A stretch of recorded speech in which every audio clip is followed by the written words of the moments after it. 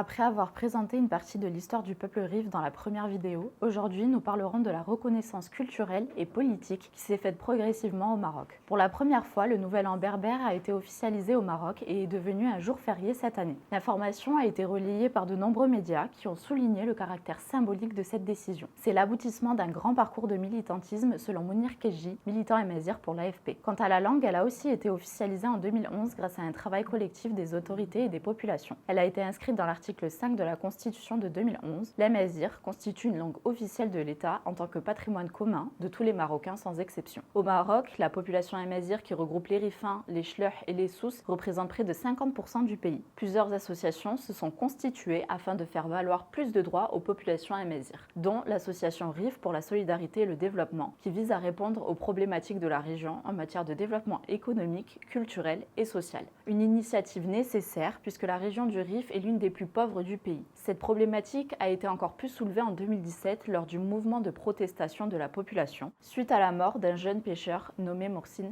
Fekri. Même si la situation semble avoir changé pour ce Rif frondeur, ce peuple revient de loin et a des traumatismes passés venant de l'occupation occidentale, mais aussi du pouvoir central. En revanche, la période des années de plomb correspond à un durcissement du régime politique de la monarchie marocaine. Ceci provoque une division dans les rapports entre le Rif et l'autorité royale. Toutefois, un élan d'espoir regagne les esprits sous le règne de Mohamed VI qui met en place une instance d'équité et de réconciliation en 2004. Le but étant d'ouvrir un travail de recherche composé de plusieurs témoignages afin d'honorer le devoir de mémoire. En 2023, le Maroc a dédié un budget de 27,2 millions d'euros pour le développement de la langue amazigh. Aziz Akhennouch, lui-même d'origine amazigh et chef du gouvernement marocain, s'est engagé dans cette reconnaissance afin de conduire à un développement d'ensemble. En somme, la question du peuple Rif au Maroc reste un sujet de débat et dépend de la politique de main tendue du gouvernement. Par ailleurs, le sentiment national marocain est partagé de tous et se représente sous différentes facettes, dont l'amazirité. À bientôt sur Nouvelle Aube.